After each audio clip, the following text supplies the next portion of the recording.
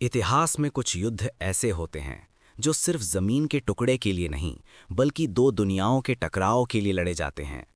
एक तरफ था मैसेडोनिया का विश्व विजेता अलेक्जेंडर द ग्रेट, जो ग्रीस से लेकर फारस तक दुनिया को अपने कदमों में झुका चुका था। उसकी सेना अपराजित थी। दूसरी तरफ था भारत का एक स्वाभिमानी राजा पोरस पुरु, जिसकी वीरता की कहानियां झेलम नदी की लहरों की तरह उफान पर थीं। जब पश्चिम का तूफान पूरब की चट्टान से टकराया तो झेलम का पानी खून से लाल हो गया।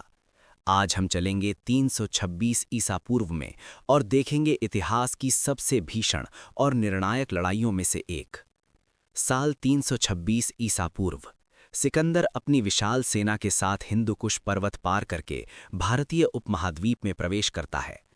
तक्षशिला के राजा आम्भी ने बिना लड़े आत्मसमर्पण कर दिया और सिकंदर का सहयोगी बन गया।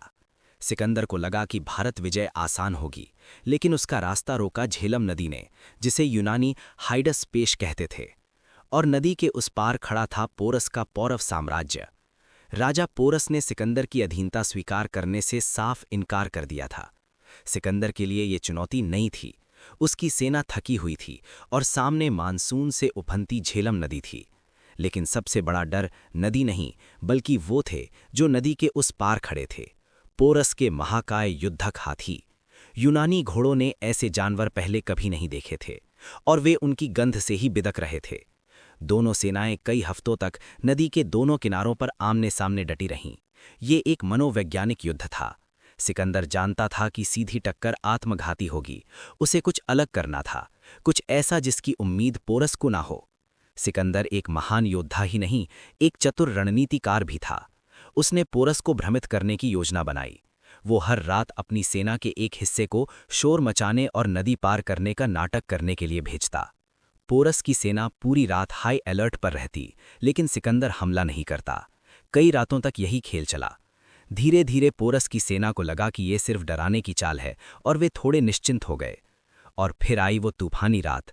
मूसलाधार बारिश और बादलों की गर्जना ने सिकंदर की सेना की आवाजाही को छिपा लिया। अपने मुख्य कैंप में क्रेटरस के नेतृत्व में एक बड़ी सेना को छोड़कर, ताकि पोरस को लगे कि सिकंदर वहीं है, सिकंदर खुद अपने सबसे तेज घुड़सवारों और पैदल सैनिकों के साथ लगभग 17 मील ऊपर की ओर निकल गया। भयानक तूफान के बीच सिकंदर ने वो किया जो असंभव लग रहा था। उसने रात के अंधेरे में उफनती झेलम नदी को पार कर लिया। जब तक पोरस के गुप्तचरों को खबर लगती, सिकंदर अपनी आधी सेना के साथ पोरस की जमीन पर खड़ा था। सुबह होते ही पोरस को खबर मिली कि दुश्मन नदी पार कर चुका है। पोरस को लगा कि ये शायद कोई छोटी टुकड़ी है। उसने अपने बेटे के नेतृत्व में लगभग 2000 घुड़सवार और 1200 युद्ध रथों को रोकने के लिए भेजा। ये पोरस की पहली गलती साबित हुई। रात भर की बारिश ने मैदान को दलदल बना दिया था। भारी भारतीय रथ कीचड़ में फंस गए और बेकार हो गए। सिकंदर के अनुभवी घुड़सवारों ने इस छोटी टुकड़ी को आसानी से कुचल दिया। इस झड़प में पोरस का बेटा वीरता से लड़ते हुए मारा गया। अब पोरस समझ गया कि मुख्य युद्ध शुरू हो चुका है। उसने अपनी पूरी सेना को एक रक्षात्मक व्यूह में सजाया। सबसे आगे थे उसके सबसे खतरनाक हथियार, 200 विशालकाय युद्धक हाथी। ये हाथी चलते फिरते किले थे, जिनके दांतों पर लोहे की नुकीली परतें थीं। सिकंदर ने अपनी मशहूर मैसेडोनियाई फैलिंग्स को केंद्र में रखा, जिनके हाथों में 20 फुट लंबे सरिस्सा भाले थे। रणनीति के तहत सिकंदर ने पहले अपनी घुड़सवार सेना से पोरस के बाएं बाजू फ्लैंक पर जोरदार हमला किया। पोरस ने जवाब में अपने दाएं बाजू के घुड़सवारों को मदद के लिए भेजा। यही तो सिकंदर चाहता था। जैसे ही भारतीय घुड़सवार एक तरफ हुए, सिकंदर के जनरल कोइनोस ने पीछे से हमला कर उन्हें घेर लिया। पोरस की घुड़सवार सेना बिखर गई। अब शुरू हुआ असली कत्लेआम, मैसेडोनियाई भाले और भारतीय हाथियों की सीधी टक्कर। ये एक ऐसा दृश्य था जिसे देखकर कठोर से कठोर सैनिक का दिल भी दहल जाए। हाथियों ने यूनानी सैनिकों को कुचलना और हवा में उछालना शुरू कर दिया, लेकिन यूनानी फैलिंग्स ने अनुशासन नहीं तोड़ा। वे अपने लंबे भालों से हाथियों की नाजुक जगहों, आंखों और सूंड पर लगातार वार करते रहे। तीरों और भालों की बौछार से पागल होकर हाथी पीछे मुड़े और अपनी ही पैदल सेना को रौंदने लगे। पोरस की सेना में भगदड़ मच गई। मैदान लाशों और कीचड़ से पट गया। अपनी सेना को बिखरता देख भी राजा पोरस ने हार नहीं मानी। वो 6 फुट से भी लंबा ये योद्धा अपने हाथी के हौदे से लगातार दुश्मन पर भाले बरसाता रहा। उसके शरीर पर दर्जनों घाव थे, खून बह रहा था, लेकिन उसका स्वाभिमान उसे झुकने नहीं दे रहा था। सिकंदर, जो खुद एक महान योद्धा था, पोरस की इस अद्भुत वीरता को देखकर दंग रह गया। उसने अपने सैनिकों को पोरस को मारने से रोका और अपने दूतों को पोरस के पास समर्पण का प्रस्ताव लेकर भेजा। आखिरकार अत्यधिक रक्तस्राव के कारण पोरस कमजोर पड़ गया और उसने युद्ध विराम स्वीकार किया। उसे बंदी बनाकर सिकंदर के सामने पेश किया गया।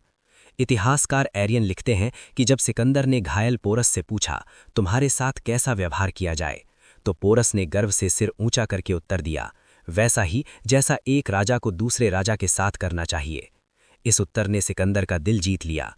उसने न केवल पोरस का राज्य लौटा दिया, बल्कि उसे अपने साम्राज्य का एक सहयोगी भी बना लिया। हालांकि सिकंदर ये युद्ध जीत गया था, लेकिन इसकी कीमत बहुत भारी थी।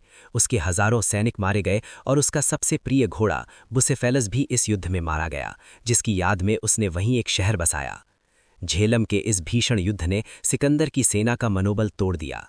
जब उन्होंने सुना कि आगे नंद साम्राज्य की और भी विशाल सेना और हजारों हाथी उनका इंतजार कर रहे हैं, तो उन्होंने आगे बढ़ने से इनकार कर दिया। पोरस भले ही तकनीकी रूप से युद्ध हार गया, लेकिन उसने सिकंदर के विश्व विजय के रथ को भारत के दरवाजे पर ही रोक दिया। हाइडस्पेश का ये युद्ध भारतीय शौर्य और यूनानी रणनीति के टकराव का एक अमर अध्याय है।